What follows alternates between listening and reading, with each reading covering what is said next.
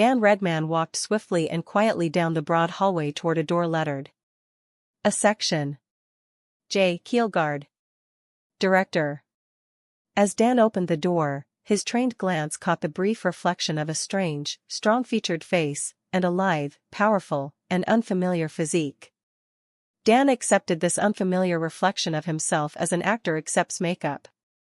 What puzzled him was the peculiar silent smoothness with which his hand turned the knob, while his shoulder braced firmly and easily against the opening door. He stepped into the room in one sudden quiet motion. The receptionist inside gave a visible start. What kind of a job, Dan asked himself, did Keelguard have for him this time? The receptionist recovered her poise, to usher Dan into the inner office. Keelguard, big, stocky, and expensively dressed, glanced up from a sheaf of glossy photographs. He said bluntly, "Sit down. We've got a mess to straighten out." "What's wrong?" A few years back, Galactic Enterprises discovered a totally undeveloped planet with no inhabitants. They claimed development rights and got to work to find an economical route to the planet, which is called Triax. Keelguard snapped a switch on the edge of his desk and the room lights dimmed out. 3 stellar maps seemed to hang in space in front of Dan, one map directly above the other. Keelguard's voice said, "Galactic found a route to Triax that promised to be very economical. Watch." On the lowest map, the word Earth lit up, and a silver line grew out from it along the stellar map, then jumped up in a vertical straight line to the second map, traveled along this map almost to a place where the word Truth lit up. The line then jumped straight up to the third map and traveled along it to the word Triax. The room lighted and the maps vanished. Keelguard said, "In 2 subspace jumps and not too much normal space traveling, Galactic can ship a cargo from Triax to Earth. That's a good, short route, but it comes too close to that planet called Truth." Dan said, "Truth is the native name for the planet?" "Exactly. Truth is inhabited. The inhabitants look much like us, and they're very highly developed technologically, though there is no sign that they use space travel in any form. The problem is that Galactic's cargo ships will pass close enough to Truth so that the inhabitants, call them Truthians, will eventually detect them and may or may not like the idea. Galactic's worry is that after sinking a lot of money into the development of Triax, and just as it's about to make a profit on the planet, these Truthians may blossom out with a fleet of commerce raiders, or else claim sovereignty over all contiguous space and land Galactic in a big court fight." Keelguard glanced at Dan with a smile. "Suppose you were running Galactic and had this problem. What would you do?" "Try to vary the route. But subspace being what it is, a mild variation of the starting point can produce an abrupt shift in the place where they come out." Keelguard nodded. "There's probably a usable route, but there's no telling when they'll find it. Meanwhile, the development license only runs so long before Galactic has to show proof of progress. What's this Truth look like?" "Earth-type, with cities and towns scattered over its surface at random, some of the cities remarkably advanced, some antique, with forest and wilderness in between, and only haphazard communications between cities." Dan frowned.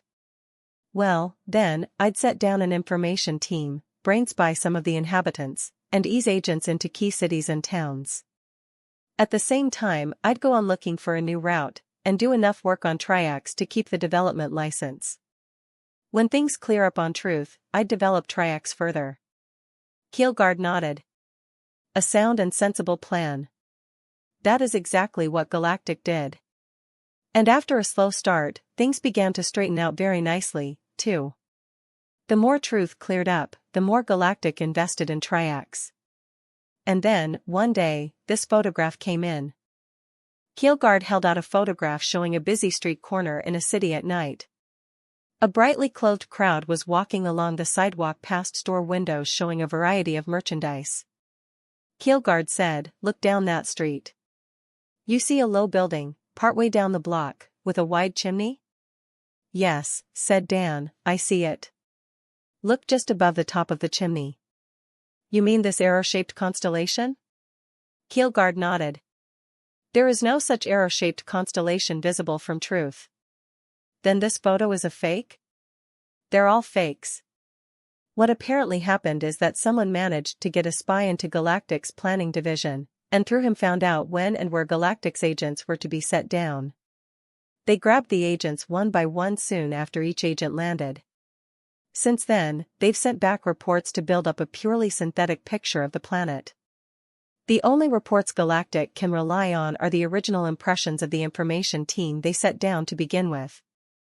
Dan whistled. So someone is working Galactic into position to jerk the rug out from under it. Exactly. What's Galactic doing? They're trying hard to keep this quiet. But meanwhile, no one knows for sure who the spy is. A nice situation, said Dan. What do we do about this planet truth? Well, said Keelguard, the first thing we do is set a man down and let him get the lay of the land. We get more agents ready to move in right behind him. We intend to use the best men available, and nothing but the latest and best equipment. If things turn out as we intend them to, whatever organization started this will come out slit up the middle, stuffed, roasted, and with an apple in its mouth. Dan said cautiously, who's the first agent we set down on this planet? You, said Keelguard. And you're going to be up against a deadly proposition. Our opponent is established on the planet, and we're going in cold. Fortunately, we've sunk a good part of our profits into research and it's about to pay off. We have, for instance, installed in your body cavity a remarkably small organotransceiver. It uses a new type of signal which should escape detection under any circumstances you're likely to face on truth. So I can be more or less constantly in touch with you? In any period of relative calm, yes. During violent action, the interference of other currents in your brain would drown out the signal. But we've also run a series of delicate taps to your optic and auditory nerves, so we should have continuous contact by sight and sound. You mentioned that the cities and towns on the planet were separated by wilderness. How do I travel? We have a new type of unusually small modiform transceiver. Keelguard reached in a drawer and tossed on his desk a smooth olive-colored object little larger than a package of cigarettes. The range is only a few hundred miles, but it uses the new type of signal I've mentioned, which eliminates the problem of orbiting a set of satellites to relay the signal. The problem of first putting the modiform transceiver in the place where you want to go is tricky, but we have a little glider that ought to do the trick. He showed Dan how to use the glider, and several other new items of equipment, then frowned and sat back. The worst of this is, we don't know exactly what to expect on the planet. Some big organization could even be trying to take over the planetary government. If so, a lot will depend on what stage things are in when you land. To give you as much chance as possible, your body has been carefully restructured to give you exceptional strength and endurance.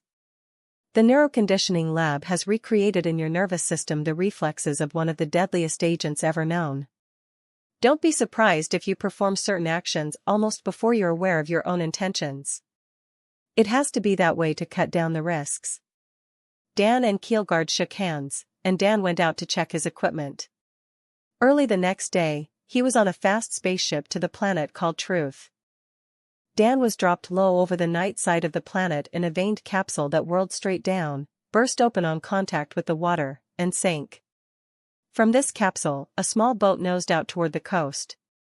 In the cramped space inside, Dan checked a little gauge to be sure the boat's outer layer had adjusted to the water around it, so that there would be no sharp difference in the radiation of heat to show up on any infrared detector that might be in range. Then the boat nosed down with a suck swish from the waterjet engine and began to pick up speed. Several hours later, a thin flexible cable shot out from shallow water at the edge of the jungle-like coastline. The cable whipped around the trunk of a tree well back from the water's edge. There was a faint low hum, a grating noise, and something slid up over the rocks and pebbles and came to rest among the tangled trunks and roots of the trees. A moment later, Dan was out and dragging the boat further inland. When he was satisfied that the boat was safe, he glanced at his watch. The planet's large moon should soon be up and he intended to waste no time making his position more secure. He broke open a carton of the little modiform transceivers, clipped several of them on small, almost completely transparent gliders, and checked to be sure the little auxiliary motors of the gliders were in working order. He slid on a helmet that fit tightly over his head and eyes, and sent up the first glider. As the faint whir of the small engine receded, Dan could see before him in the helmet a clear view of the sea, with the thin rim of the planet's moon just rising, huge and blood-red, over the horizon. The small sensor unit on the glider sent back an image from a safe height above the forest, and Dan switched the helmet from this glider long enough to send up another.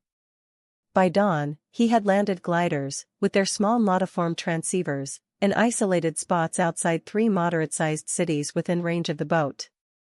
Dan then took another of the modiform units and buried it. Standing nearby, he mentally pronounced a keyword. As he did this, the electrochemical change in a nervous tract triggered a tiny implanted device that sent its imperceptible signal to the modiform transceiver. The transceiver interpreted the signal, and for an instant Dan sensed a shift in the pattern of things around him. Abruptly he was standing in the clearing where he had brought down the first glider. Around him were several tall wind-thrown trees. In the gray light of early dawn, he could barely make out the glider and little modiform unit clipped to it. A few minutes later, the unit was temporarily hidden. He had returned the glider to the boat, and he was picking up the second glider in a badly burned tract of forest near the second city.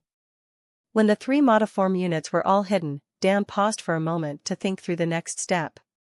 The 3 gliders, invisible to the naked eye as they passed high above the treetops, might possibly have shown up on any of a number of detection devices, to give away both the starting point and the places where they had landed.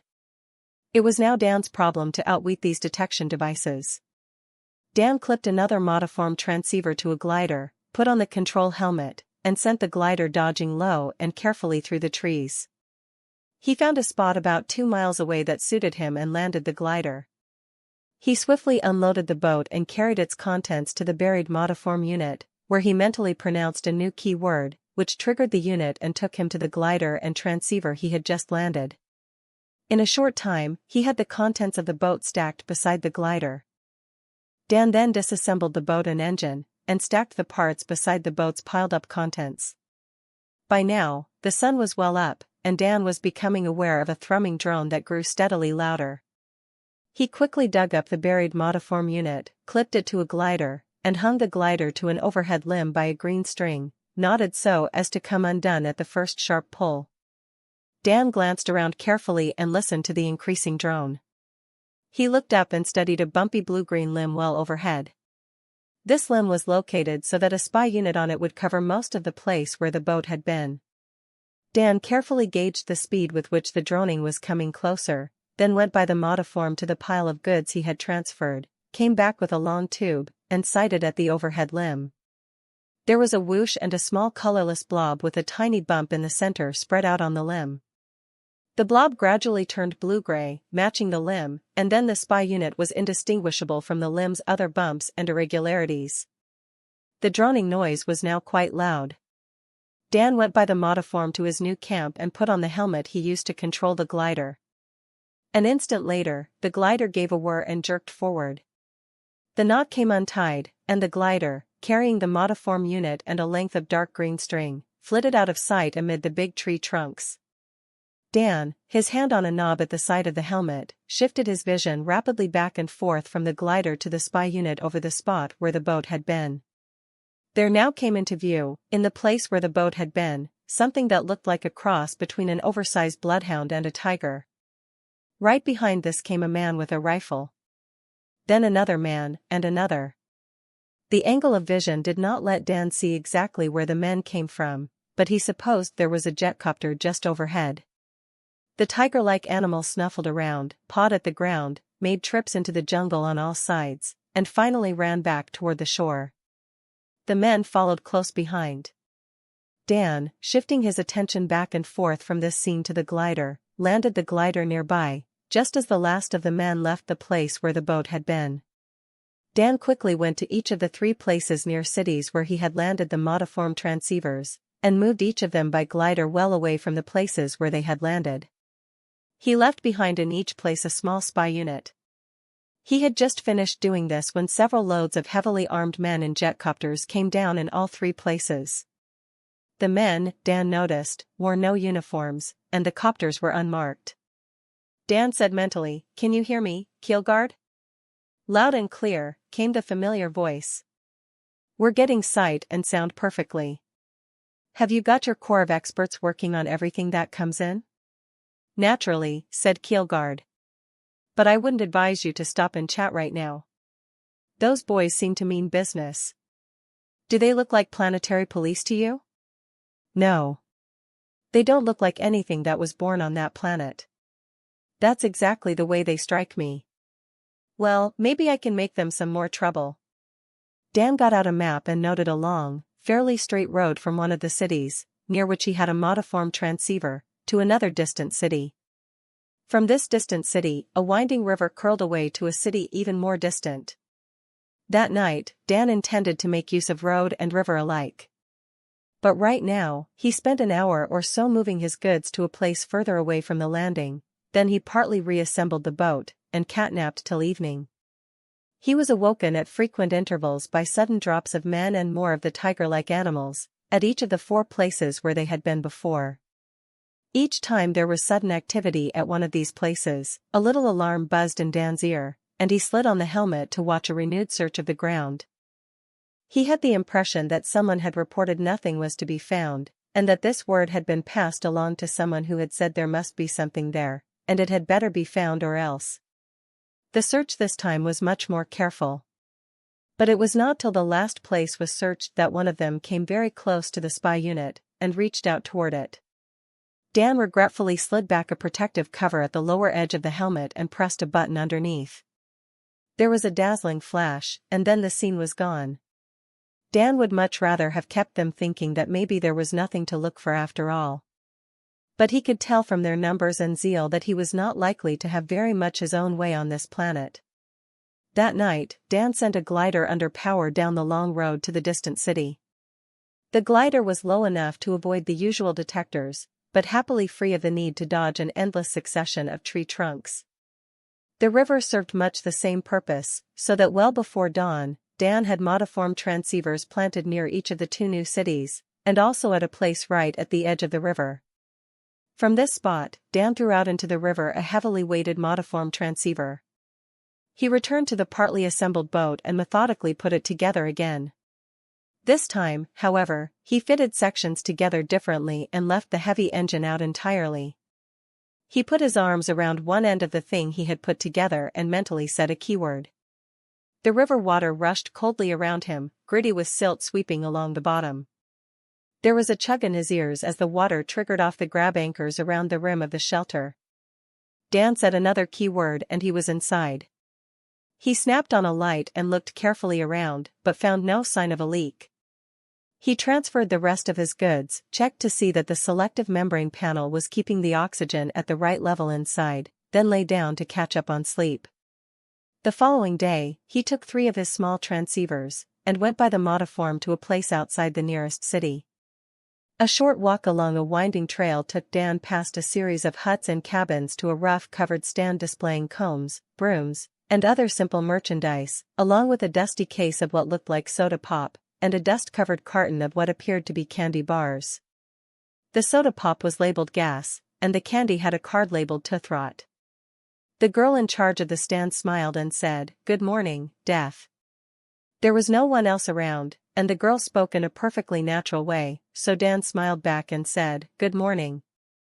But as he walked on down the trail, he said mentally, "Keelguard?"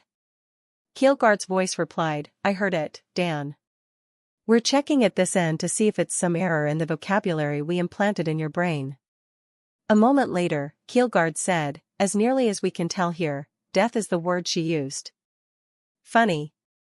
Dan rounded a bend in the trail and came to a moderately wide road, paved with smooth blocks of stone. To his right was a wall about 10 feet high, with an open gate and a city street visible behind it. From somewhere came the steady beat of a drum. Dan started toward the gate, but had to jump aside as a heavily armed column of troops marched out, their faces set and their feet striking the ground in an unvarying cadence. As the last of the troops went by, a man standing nearby turned to Dan and said, "Well, there they go. We won't be seeing some of them again in this life." Dan nodded noncommittally, and the man looked at him sharply, then grinned and said, "Good hunting." "Thank you," said Dan. He could hear a faint muttering somewhere in the background, which he took to be Keelguard and his experts, trying to understand this latest exchange.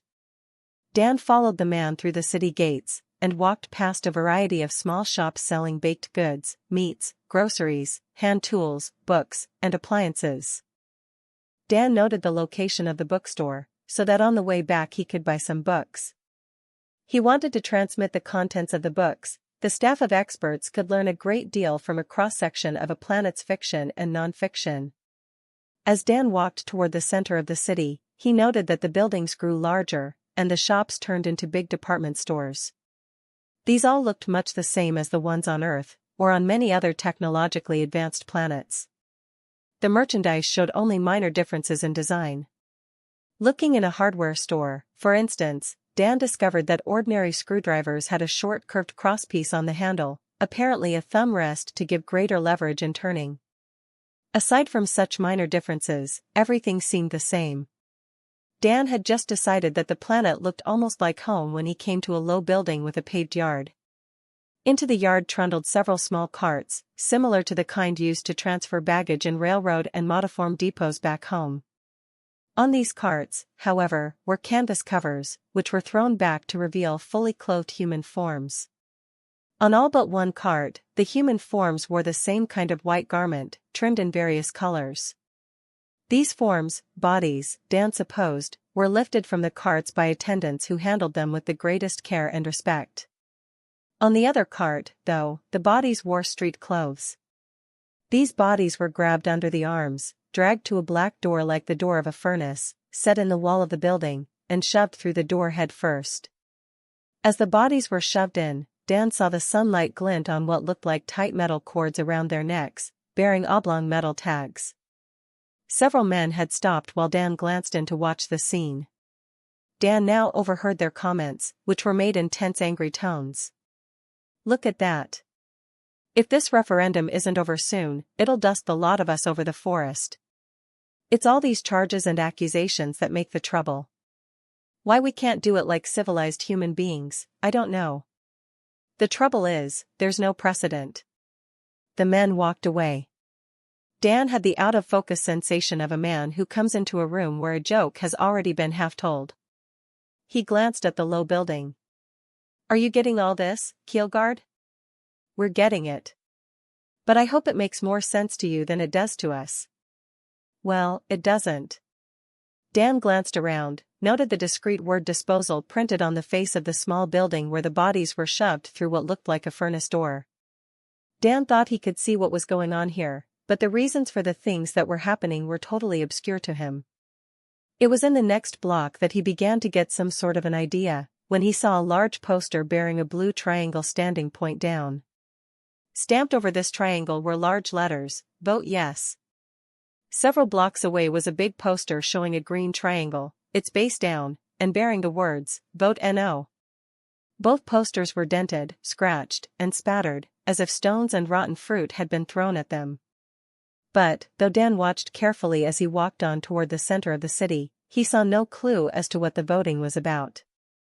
He was also puzzled to find that, though there were many stores, and a fair number of what looked like hotels, office buildings, and apartment houses, there seemed to be no factories, large or small. The people passing here were another source of uncertainty. As Dan approached the center of the city, he began to sense the peculiar air of freedom that he had noticed in resort towns on a dozen planets. And yet this did not look to him like a resort town. Moreover, it was hard to gauge the mood of the people passing by, because nearly all seemed to react to his presence in some way. Some looked suddenly alarmed, a few looked furtive, others seemed pleased and smiled at him. A considerable number of the women had a thrilled look when they saw him. Dan walked another block and saw part of the reason for the resort town atmosphere. Across the street was a sweeping expanse of green. In the far end of this green was an enormous swimming pool, with floats and concrete islands dotted through it to hold diving boards that were almost constantly in use. Dan, wanting to watch the passers-by without their watching him, stepped into a quiet, old-fashioned-looking bookstore that fronted on the green. He looked out the many-paned front window and immediately noticed a change in the people. Without his inexplicably disturbing influence, nearly all of the people fell into two distinct categories. One group had a depressed and angry look. The other group looked cheerful and carefree. Aside from their mood, they didn't seem to differ noticeably in dress, age, or any other way. Dan glanced around the bookstore and saw that it, like the other stores, could be transplanted to Earth, and, except for the unfamiliar lettering on storefront and book titles, would hardly be noticed. He nodded to an elderly woman working at a small desk to one side of the store, then walked to the rear, where the stacks of books left a far corner partially in shadow and out of sight from the front of the store. Dan stooped, glanced at the dusty row of books on the bottom shelf, and slid a modiform transceiver behind the books. He walked back to the front of the store, stepped out on the sidewalk, and saw a cart come slowly along in the street. This was the kind of cart he had seen earlier. The outstretched figures of men lay bumping loosely on the cart, metal cords with oblong tags tied around their necks. Dan stepped over to note that the tags he could see all read: Kill. Unauthorized. There was a buzz of indignation from the crowd on the sidewalk as the cart went by. Then there was a sudden silence. Dan glanced around. Walking along the sidewalk toward him was a man about his own height and build, who moved with controlled cat-like steps. The man looked directly at Dan and called out, "Hello, Deaf." The people on the sidewalk rushed to get out of the way. Abruptly the man's arm swung back and forward. Catch. Something flashed in the air. Dan's impulse was to jump aside, then tackle the man. Instead, his body turned slightly. His right hand, already partly raised, whipped in a short arc, caught something, flicked it to his left, and blurred straight out again. The man opposite Dan blinked and jumped aside. At the same instant, Dan's left hand shot out. There was a gasp from the crowd. The man collapsed with the butt of a knife jutting from his chest. A voice behind Dan said warmly, "Superb. A return attack complete in one stroke." Dan turned to see three alert, strong-looking men. One counted bills from a thick roll. The second opened up a square case with carrying handle. The third was unwinding an armband with a badge on it. The man with the case held it out. "If you'll just put your fingertips on these plates, so we'll be sure to get your mating credits." Dan sensed from the waiting attitude of the people watching that this was some kind of test. Unhesitatingly, he held out his fingertips. There were also two bright flashes as a small tube was held to Dan's eyes. Once Dan could see again, everyone seemed relaxed and friendly. The crowd was excitedly arguing the details of what had happened. The man with the roll of bills handed over a small fistful, saying, "Double," for the return at one stroke. The man with the armband put it on Dan's arm as he rapidly recited the words of some rote formula, of which all Dan caught was a frequent reference to the code, and the words "peril" and "deadly danger," and the last words, "Now say, I do." "I do," said Dan, fervently wishing he were somewhere else. The man with the case was beaming as he snapped the little rod inside. He said genially, "I always know an honest fight when I see it. And these days it's a real pleasure too." Just then, he clapped the case shut. The case gave out a clang like the general alarm on a space cruiser under surprise attack. The crowd gave a shout. "Unauthorized kill." The three men beside Dan jumped forward. Dan's left hand lashed out to smash the nearest of the three men in the midsection. The flat edge of his right hand struck the second man just below the nose, then Dan had thrown the first man back against the third, had whirled around and seen the crowd start to surge across the sidewalk to block his escape. He sprinted directly past this crowd, so that when it completely blocked the sidewalk an instant later, he was cut off from the view of the three men he had just knocked down. Dan did not doubt that these three men were officials of the planet, and he strongly suspected that they were armed and knew how to use their weapons. Across the street, at the edge of one corner of the green, was a tall hedge of flowering shrubs, back of which was a grove of young trees. Dan dodged past carts and small, square, silent automobiles, and ran through this hedge. Behind him there was a shout of anger. To Dan's left were two young trees, growing close together. Dan still had with him two of his little modiform units, and he quickly thrust one of them between the two dark, slender tree trunks. An instant later, he was in the dark corner of the bookstore, hearing the angry shouts dwindle into the distance outside. The door of the store closed as the elderly woman who ran the store stepped outside, apparently to see what had happened. A moment later, Dan was in the shelter under the river. He worked quickly with a small brush and some dye, then got out another set of clothes. He checked his appearance swiftly and thoroughly.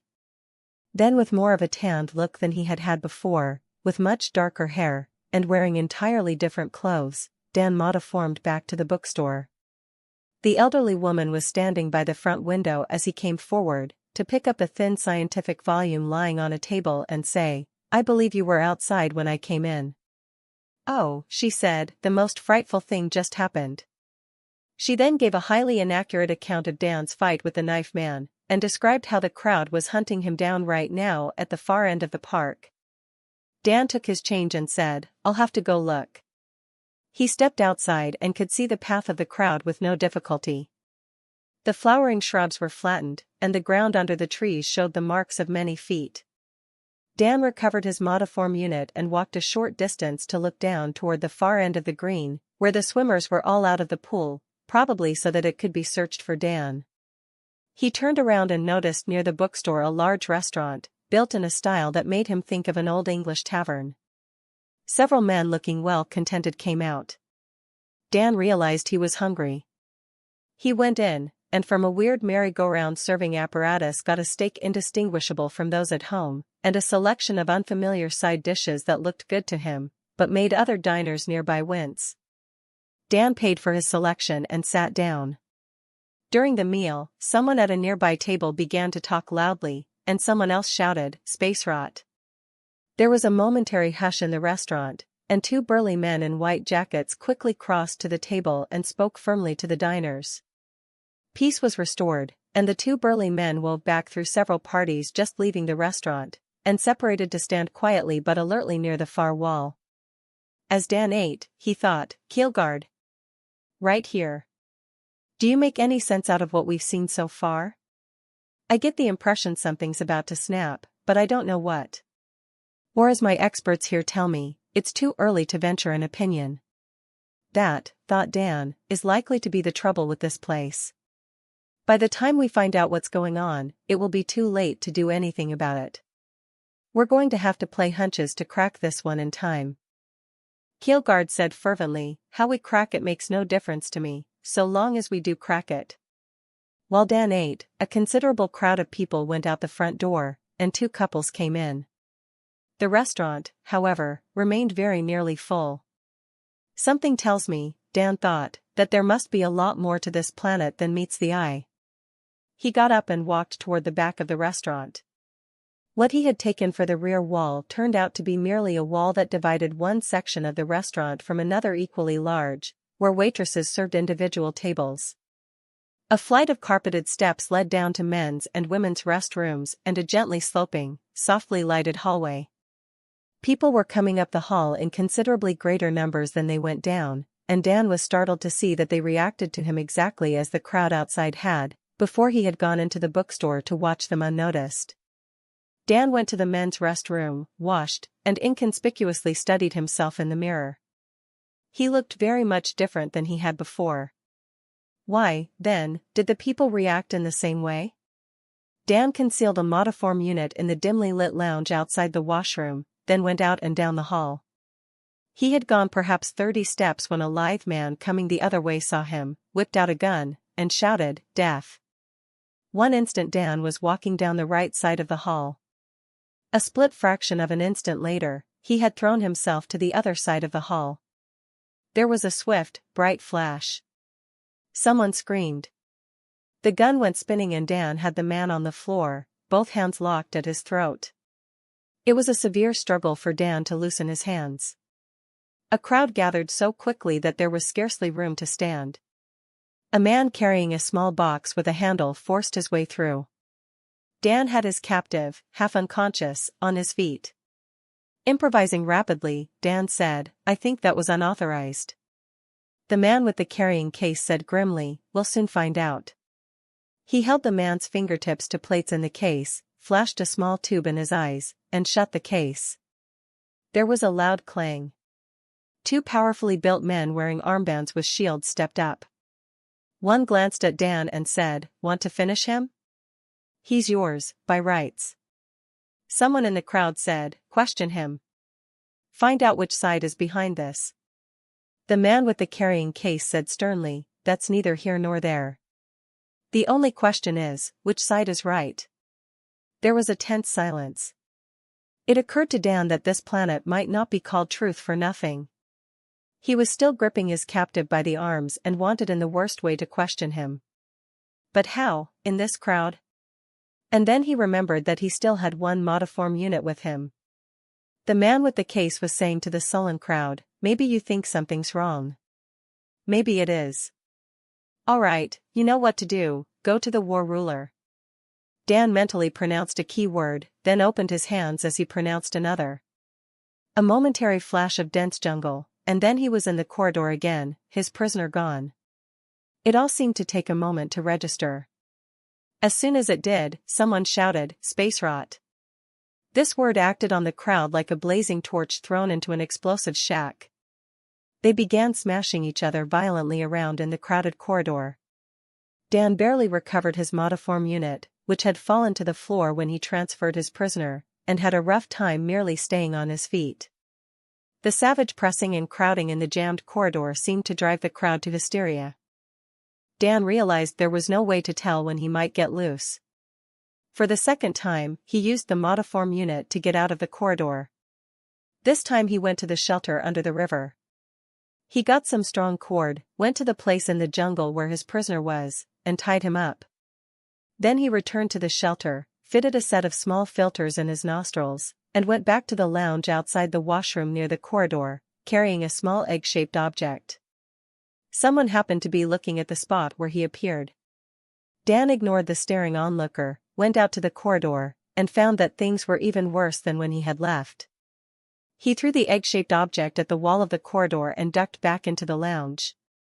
There was a loud bang, followed by a number of smaller explosions. Abruptly the lounge was filled with bright points of light and little popping noises. The air was permeated with a gray vapor. The people in the room sagged in their seats or collapsed on the floor, and Dan was very careful to breathe only through the filters in his nostrils. He mentally said a key word and he was in the corridor, standing on a mound of unconscious people.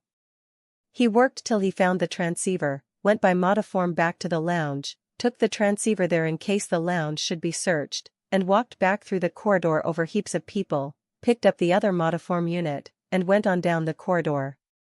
He wasn't happy about the people behind him. When the concentration of the drug in the air reached a low enough point, those on top of the heap were going to come to, then those under them, till there was one writhing hysterical mass that would be even worse than it had been before he threw the bomb. The only good feature, if it could be called that, was that they would all very soon be violently nauseated, with an urgent need for fresh air, and yet would be too sickened and weak to head for the outside in a rush. Thinking this, Dan rounded a corner and came to a dead stop. Directly before him was a short, wide, high-ceilinged cross corridor with half a dozen doors swinging open as people hurried in, walked a few paces, and collapsed. Either side of this short hall was made of shiny metal containing numerous slots. As Dan watched, a man came through a door, and in one automatic motion jammed a coin in a slot, ripped off a ticket that popped out another slot, then suddenly blinked and jerked around to stare at the pile of people on the floor of the corridor. Then he collapsed. Dan glanced from this man to the wall above the doors, which was brilliant with lights and moving letters, forming a maze that made him dizzy to look at. SKL Mach OPS, ADL 6H4S. Wanted on level 10. MNL LBRS 647L 25H2 MN. Men with fast ruffle. Pence's paid housing. Dan strode forward and through a door with the numeral 1 over it. Directly before him was a short dead-end hallway that abruptly vanished, and he was walking toward a crowd of hurrying people in an immense room. Glancing around, Dan again felt at home. The immense room reminded him of Grand Central Modiform Terminal back on Earth. One wall even had the same kind of huge map of the tunnels and cross-tunnels that gave underground access to stores in the area. But the map here was even larger and more complex. Near its face were spidery walks and moving stairways, so that people could examine individual parts from close at hand if they wanted. Dan looked over the terminal carefully, then walked slowly along looking for a place to hide one of his modiform units. He spotted, near a door in a corner, a poster on a stand showing a strong young man in uniform with a series of numbers, apparently dates, stretching out like a road before him. The stand held a poster on either side, and there was a place between them where Dan could slip one of the modiform units. An instant after he did this, he was in the shelter under the river. Quickly, he got out a very light, strong two-man tent, an air mattress, a hypodermic, and a shiny half-globe with web straps at the back. He immediately went to the spot in the jungle where he had left his prisoner and found him thrashing furiously in an attempt to get loose. Dan injected a small quantity of a fast-acting hypnotic drug, and the man lay still. Then Dan set up the small tent and got the man inside on the mattress. It was now getting dark outside, and, with the darkness, there was a rumble of thunder in the distance. Dan went back to the shelter, returned with a light, and adjusted the half-globe over the man's face and head, then fastened the straps behind his head. He inserted in the man's ears two little thimble-like devices, then said mentally, "Keelguard?" Keelguard's voice answered, "We'll know in a minute." After a considerable pause, he said, "Yes, he's responding. Watch." Very slowly, the man's right arm lifted from the mattress, then dropped limply. Dan said, "You can handle it all from that end?" "Easily. We've got a team here that will do nothing else but question him." Dan nodded, aware that the voices of specially trained psychologists were now speaking in the man's ears, so that he heard nothing else, while he saw only what the screen in the half-globe projected directly into his eyes. Soon he should begin to talk, and what he said would be transmitted through subspace to Keelguard's team of questioners. Then it might be possible to learn something of what was going on this planet. But there was another way that might also help. Dan glanced at his wristwatch and saw that it was late enough so that if this were Earth most stores would probably be closed by now. Dan didn't know how it was on this planet, but he pronounced a key word and was in the bookstore that faced the green. The bookstore was closed. Dan quickly selected an armload of books, brought them back to the shelter under the river, went back and got another stack of them. He set up a spidery device of light metal and piled the books near enough so the feed arms could reach them. A set of rubber-tipped rods like long skeletal fingers turned the pages, while the scanner on an overhead arm oscillated from a position over one page to a position over the other page. Dan said, "How's it coming in, Keelguard?" "Speed it up a little." Dan moved a small lever. The pages turned more quickly. Dan said, "We'll see how the feeder works before I leave it." Then he got out a mirror and went to work to change his appearance again. The second book fed in with no difficulty, so Dan took 4 of his little modiform units, which was all he had room for, and went back to the terminal. The crowd seemed to have thinned out somewhat, so he supposed the evening rush was about over. As in terminals nearly everywhere Dan had been, most of the people moved briskly, intent on their own affairs. No one paid much attention to Dan while he glanced around, noting the wall of flashing lights and moving letters, similar to but far larger than the one he had seen before, and a series of sizable blocky structures with large numerals suspended above them, and the stylized outlines of doorways on their 4 walls. People appeared in front of these doorways, or strolled directly toward them and vanished, hesitating only when a red glow outlined the door to show that someone was coming through from the other side. In the center of the room toward either end were large silvery structures with the word information hanging above them. Dan went to one and found that vertical blue lines divided it into 24 sections, with room left over for more that weren't there as yet, plus a section headed General Information. Dan studied the numerous slots, went to the General Information section and spent most of his change. He sat down with a small package of maps and folders and soon had before him a cross-sectional drawing showing a series of spherical layers one inside the other, labeled, Level 1, Retail, Level 2, Retail, Level 3, Wholesale, Level 4, Manufacturing, and so on, numbered from the outside and toward the center of the sphere, from 1 to 25. Dan sat perfectly still for a moment, looking at this. He leafed carefully through the folders, and was soon convinced that this wasn't a map of underground layers under just one city, but of an interconnected system that appeared to stretch over most of the planet. The surface was labeled, Recreation, Ordeals, General. The complex of underground layers seemed to be much thicker than separate floors of a building would be. The map showed cross-sections of buildings of many stories in the individual layers. Dan studied the map further and found that level 10 was marked, Coordination, Government. Dan walked to the information machine and came back with a general map of level 10, which was divided into 16 sections.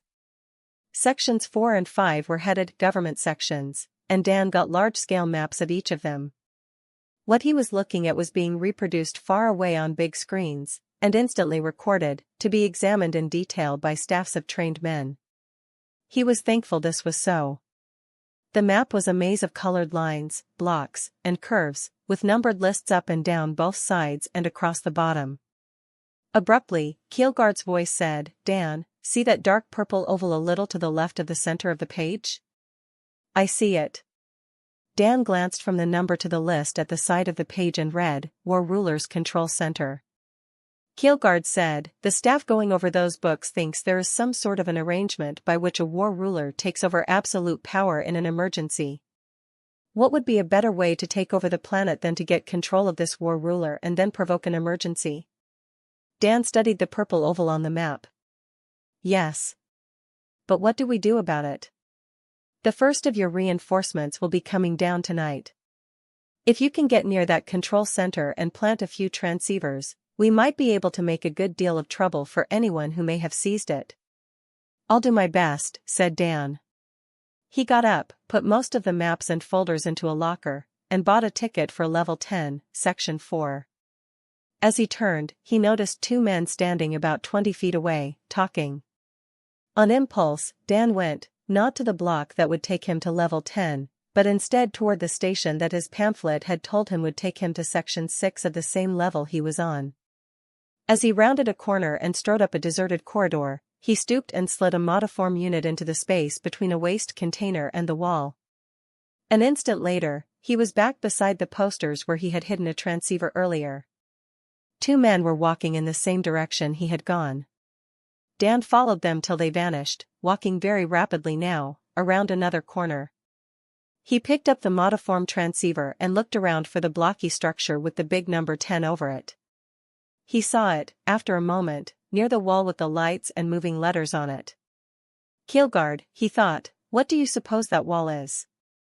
"We think it's a sort of abbreviated classified ad arrangement." Sounds reasonable, Dan thought. Dan was by now near the blocky structure with the big numeral 10 above it. Each of the four faces of the structure had four large doors outlined on it, one door for each of the 16 sections of the level. Dan stepped up to the door marked 4 and it was immediately outlined in red. A voice said, "Travelers are reminded of the special restrictions now enforced at the governmental sections. To enter, you must present valid authorization papers, or state an acceptable reason for entering." Dan stood perfectly still. He was fairly sure now that he must get into this section. But how? At that moment, the lights of the huge wall of moving letters caught his attention, and Keelguard's voice said, "Dan, look to the left, about halfway up." Dan looked and saw moving letters spell out. "S wanted on level 10, all credits paid, short-term employment. Asterisk men with fast reflexes wanted on level 10. Dan realized he had seen parts of this ad spelled out twice at the terminal entrance. He didn't know if it was a trap or something he could use. He said, "I'm interested in a job on level 10. You have examined the record?" Dan had no idea what this meant. He said, "I understand men with fast reflexes are wanted on level 10. One moment." There was a short pause, then a new voice. "What we offer you is a special credit allotment sufficient for all normal mating and purchase needs. On account of these latest restrictions, I can't tell you exactly what the job is, but I can say this, the rewards are great. But you also might end up getting sprinkled over the forest. We've got a situation down here that has to be cleaned up fast. With the special referendum tomorrow, it might boil over and make an interstellar mess. We want you for a night's work." At the end you're either rich or dead. How about it?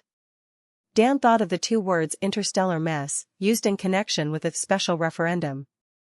He had the sensation that he was getting close. All right, he said. There was a blur as modiform stations shuttled him from one place to the next. Then he was walking into a large room holding about 30 men, all of whom had something of the look of big cats alert for prey. Dan had hardly come in when a lithe man walked out on a raised platform, looked over the waiting men, and said, "I'd like to wait till there are more of us, but there isn't time. I'll come to the point without delay. I'll only explain it once, so listen carefully. On this level, we have the War Rulers Control Center. 2 levels up, there is the planetary zoo. Among the animals in the zoo is an ape about our size and general shape, with a thick layer of fur, strong muscles, and a sense of humor like a white-hot rivet dropped down your collar. By some process I don't understand, about 50 of these apes have gotten into a storeroom in an arms depot attached to the control center. With this referendum coming up to decide whether we should join the Stellar Union, every time there is a disturbance the election committee blames it on one faction or another. Using their emergency powers, they then clap on some new restriction to keep order till the referendum is over. If there is now a disturbance near the control center itself, tempers are going to shorten further. If the blame should be stuck on one side or the other, true or untrue, it could swing the vote either way. We have got to get those apes out of the arms depot right away. The trouble is, there's an alarm in the arms depot that can't be shut off except from the control center. Fire any kind of impact or vibration weapon in there, or change the composition of the atmosphere by pouring in gas, and the alarm automatically goes off in guard stations all over this level. If we had more time, we could starve them out. We don't have the time. The result is that we have to go after them with knives and clubs. Now, the apes are fast, they gang up, they throw things, and if they can, they'll grab you from opposite sides and pull your arms and legs off. That's very funny, for them. So we'll have to work together as a team and fight as hard as we know how. After the speaker finished, there was a silence in the room. Dan was thinking over the idea and he liked nothing about it. He had little enough time to do his job, and he did not want to spend it being pulled to pieces by apes. He called out, "Mind if I make a suggestion? I'm willing to try anything." "Let's hear it." Dan said, "I don't know about anybody else here, but I am no team player myself. Let me go in alone first. You wait half an hour and then come in and see if there are 50 apes left." Everyone craned to see who was offering to fight 50 wild apes single-handed. The man on the platform turned pale, but said, "Agreed. And if you win, you receive the combined credits of all." Dan found himself walking down a corridor, surrounded by well-wishers, to a room where several tables were loaded with hand weapons. He picked up a short-weighted club and a short double-edged, razor-sharp sword. A few minutes later, he arrived at a heavy metal door studded with rivets and painted green. Dan had intended to hide a transceiver nearby on the outside and spend as little time in the storeroom as possible. But everything had happened so fast, and there were so many eyes watching him, that he had no chance to hide a modiform unit anywhere. There was a loud clang as the heavy door swung shut behind him.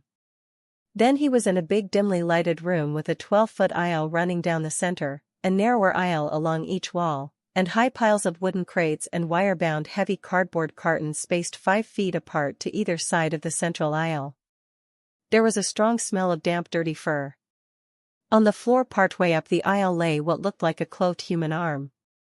From the far end of the building came a series of low gruff barks. A humping motion ran along like a wave up the aisle and over the piles of crates toward Dan. He glanced briefly to either side at the solid concrete walls of the building, felt behind him. The door was locked. It flashed through his mind that up till now he had had good luck on this planet. Dan saw, in the nearest corner of the room, several pipes that ran up from the floor and were bent to travel along near the ceiling. He quickly slipped a modiform unit behind these pipes on the floor, then cut into a cardboard carton about 15 feet away and put another unit inside. He tossed a third on top of the nearest pile of cartons, mentally said a keyword, and was on the pile slashing open a carton to slide the unit inside. Then he was on the floor in the corner. In the dim light, the shadowy figures came toward him. Their long arms swung up and a barrage of rifle parts, bayonets, scabbards, and helmets smashed into the corner. Dan was 15 feet away when they hit. An instant later, he was back, kicking the rubble out of the corner. There was a repeated gruff cough, then the aisles were jammed, and he had a brief view of bared teeth and fur-covered faces, and hairy arms that reached out to grasp him. There was a grisly laugh that started as a low chuckle and ended on a high-pitched wavering note. Dan mentally pronounced a key word and he was on the pile of cartons with a half a dozen apes. The short sword flicked out and back. Other apes sprang from the next pile of cartons. Dan dropped the weighted club, threw his last modiform unit toward the top of a pile across the aisle, and an instant later had recovered it, dropped to the floor, and raced up the aisle. There was noise like teeth clicking together and then the wavering laugh burst out again as the apes turned to chase him up the aisle. Dan slid the transceiver into a slit-open carton and whirled as the leaders rushed toward him. The short sword flashed out and back in rapid thrusts, and abruptly Dan was on top of the first pile of cartons. He recovered the weighted club, glanced down at the apes turning to rush up the aisles, and then suddenly he was with them, slamming the last few of them over the heads with the weighted club. He thrust, stabbed, and smashed, now in one place, now another, always striking the gibbering horde where they were fewest and most off balance. After a long, hideous interval, there came a silence. Dan could see that there were 4 heaps of dead or unconscious apes, the only live ones were a few clinging to overhead beams with their eyes shut. Dan recovered his transceivers and made his way to one of the few windows in the room. This was about 7 feet from the floor, heavily barred, with its glass panes broken out. Dan pulled himself up and looked out at a walk and a high wall a few feet away. He cut the sleeve of his shirt into strips and knotted the strips together with a transceiver tied onto either end, so that one transceiver hung on the outside and the other on the inside. Then Dan was outside, in an underground part of the planet where no one was supposed to be without an official permit. The air seemed as fresh as outdoors, while overhead there was the appearance of the sky on a heavily overcast day. There was light enough to see by, but it was apparently dim to provide an artificial night. Dan saw no one, and said mentally, "Keelguard?" Keelguard's voice had a hoarse sound. "Are you out of that place?" "I'm out of it, thank heaven." "Amen. But listen, things have taken a nasty turn." "What's happened?" "We've questioned that prisoner. The outfit behind this trouble is Transspace. But they don't have the control center. Instead, they've got the headquarters of the election committee that controls the referendum. Transspace is representing itself as the government of an interstellar league of planets. They have everything set up to falsify the vote tomorrow." Dan frowned. "What of it?" "I can still plant the modiform transceivers and we can bring men down from above." "Yes, but Transspace has a modiform terminal set up in the terminal election headquarters. It hooks into the local system and connects with an outpost in the jungle on the surface. Transspace has been building up to this day for over 3 years. The election headquarters is manned like a fortress. It's in immediate touch with the outpost on the surface where they've got an army of reinforcements." Dan stood still, thinking. He remembered the official with the carrying case in the corridor overhead, who had said to the angry crowd, "Go to the war ruler." Dan mentioned the incident and said, "What about this war ruler and his emergency powers?" Keelguard said, "It looked promising to us at first, but actually that's as if someone should say, England is in peril. Go to King Arthur." "What?" said Dan, puzzled. "The war ruler is a myth. 1,000 years or more ago, after a terrific internal war, they had a famine. They also had a huge army to disband, headed by a very popular leader. The army apparently threatened to take over the planet, but by a clever gimmick, the government put off the crisis. They announced that their scientists had discovered a way to halt the flow of time after the famine, and the war ruler marched the whole army loyally into a kind of big mausoleum where they presumably killed the lot of them with a quick-acting gas. That is the war ruler's control center. Ever since then, they've been making ritual gestures. They stock new arms of standard design nearby, and recruit a number of fresh soldiers to join the old, as a population control measure. To make the illusion complete, they say that any man or woman who sincerely believes the state to be in peril can enter the control center, by passing through a lethal field that kills the insincere and lets the sincere through alive. A number of people have tried it and got killed, so now they don't try anymore. "Where is this place?" asked Dan.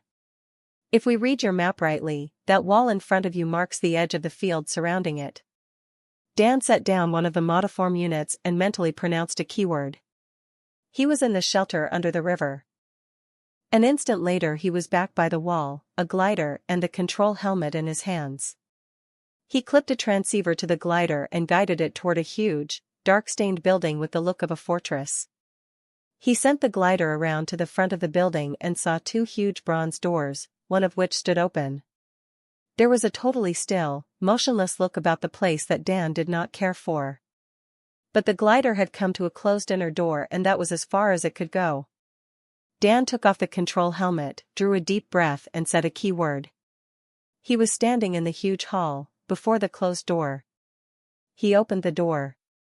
Before him was a room with tall slit windows, and as Dan went in, he could see dimly, but, like a man in a hall of mirrors, what he saw did not make sense.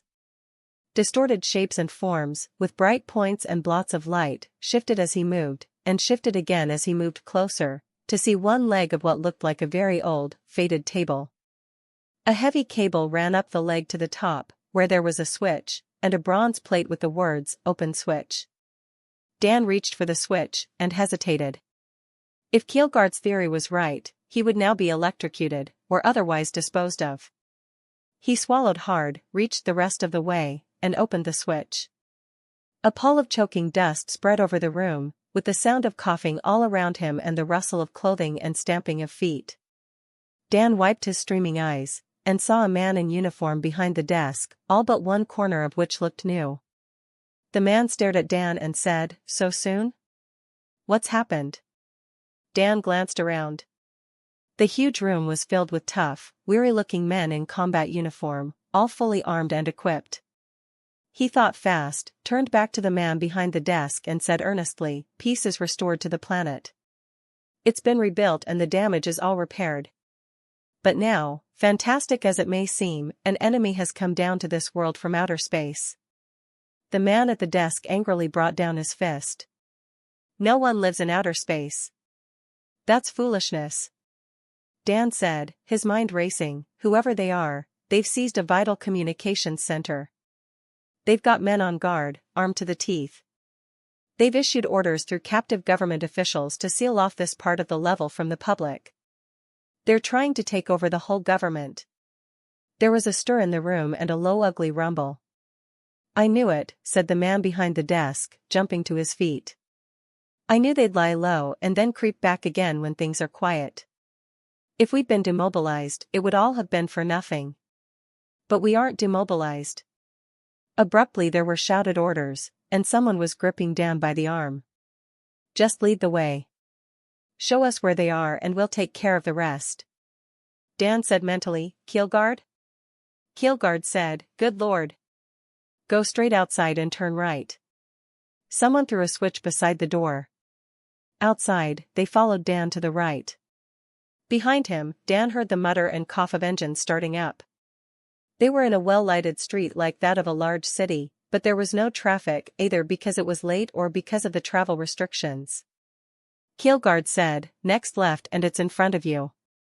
Dan turned the corner. Directly before him was a large white marble building with a lawn on either side of a broad flight of steps, and guards on the sidewalk, the steps, and an emplacements in the shrubbery on either side of the steps. One of them saw Dan and casually snapped a shot at him. Dan got back around the corner fast and looked around. On both sides of the street, men were lying flat at the bases of the buildings, or crouching in doorways. Down the street, they were running up a block to the left. Up the middle of the street came a tank. It paused just out of sight from the building around the corner, and an amplified voice boomed out, "This is the war ruler. Get out of that building before the count of 30, or we clean you out." A voice began to count. There was a sound of fast footsteps on the sidewalk around the corner, and half a dozen men carrying guns came into view. Dan recognized some of the men who had searched the place where he'd landed his boat. One of them, not yet quite in a position to see the tank, called out irritably, "All right, you. Get out here."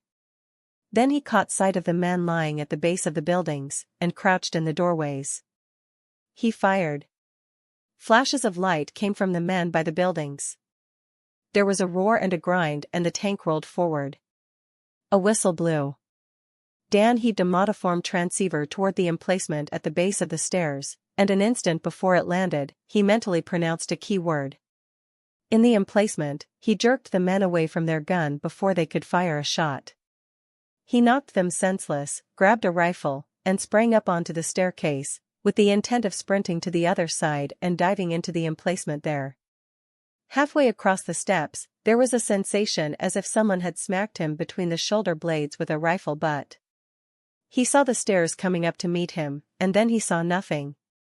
He came to with a pretty face smiling at him through a sort of fog. The fog cleared away, and a highly attractive nurse was looking at him very admiringly. She said, "Sir, you have a visitor." Dan glanced around and saw Keelguard, a sorrowful look on his face. Dan said as the nurse went out, "She spoke Truthian, didn't she?" "She did." "You're still on the planet. What's the sir business and the pleasant smile for?" Keelguard said, "You're a hero. It shows, incidentally, how the best experts can make awe-inspiring mistakes. We gave you fast reflexes, thinking that would make you safer. But it turns out that the planet has a class of authorized assassins who hunt down criminals for a livelihood, and never get too numerous because they fight each other for extra credits and prestige. With your fast reflexes and built-in wariness, the populace immediately spotted you for one of these lawful assassins, so you couldn't have been more conspicuous." Keelguard shook his head. Meanwhile, Transspace was bringing in hired killers to knock off the planet's lawful assassins at a huge bonus per head, in order to create an uproar so that the election committee, which they had already captured and conditioned, would clap on more restrictions, thus creating more tension, so that Transspace could swing the referendum at the last minute. "You see, the most dangerous thing we could have done to you was to give you these extra fast reflexes. But now, because of it, you're a hero." Keelguard looked sad. "Luckily," said Dan, "I'm still alive. And so were all those soldiers." "Another mistake of the experts," said Keelguard. "The highest authorities on truth strongly suspected something was wrong with the protective field around the control center. This made them fearful that the scientific device to halt the flow of time hadn't worked either. This would have been a terrible catastrophe, so by a set of rationalizations that would do credit to a bunch of habitual liars, they evaded the whole issue. The experts and I made the mistake of drawing the logical conclusion. I'm glad it wasn't so." "What happened to Transspace?" Keelguard stopped looking sad and smiled a smile of deep satisfaction. "Galactic has its contract with this planet. Transspace is in a very anemic condition. The Truthians don't like people who lie, and they always settle their accounts very strictly." Keelguard's face subsided into its gloomy look. Dan said, "What's wrong?" "Well," said Keelguard, "you see, you're a planetary hero for settling that business with Transspace. Also, you have, let's see," he took out a slip of paper, the equivalent of around $600,000 spending money for cleaning out those apes, plus, I don't know how to translate this, 6,000 mating credits. They have a weird system for romance, and these credits." Dan grinned. "Envious?" "It isn't that," said Keelguard. "I'm thinking how I'd feel in your place. These Truthians don't have any give in their system. Right's right, and wrong's wrong, and they hand out rewards and punishments irrespective of persons." There was a sharp rap at the door. Dan tried to sit up, but he was still too weak. Keelguard said sadly, "I tried to reason with them, but I might as well have talked to a wall." "Listen," said Dan, becoming alarmed. "What's wrong?"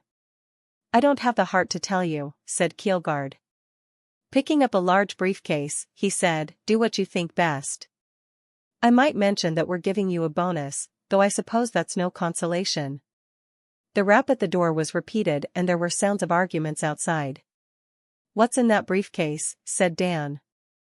"A big version of the kind of modiform transceiver you used. There's a dreadnought of ours orbiting the planet with another transceiver like this on board. The key word, in case you should have use for it, is crakier." The door burst open and 3 men came in, arguing with a man in a white jacket. "That doesn't matter," said the first man, a familiar-looking individual who was opening a square case with carrying handle. "The only question is, was it or was it not an unauthorized kill, and is this the man? We have our checker set up to answer this question and that's all there is to it." He glanced at Dan. "Hold out your fingertips, please, and touch those plates." Purely a routine check. Behind the man with the case were 2 men with armbands and shields. One glanced disinterestedly at Dan and cocked his gun. Dan looked at the head of a section and said fervently, "Thank you, Keelguard." The doctor in the white jacket was arguing to no visible effect as the tube was held to Dan's eyes, snapped back into the case, and the case clapped shut, to give its loud alarm clang. The assassin with the gun calmly leveled it at Dan and fired. All he hit was a suddenly empty bed. Dan had said the key word.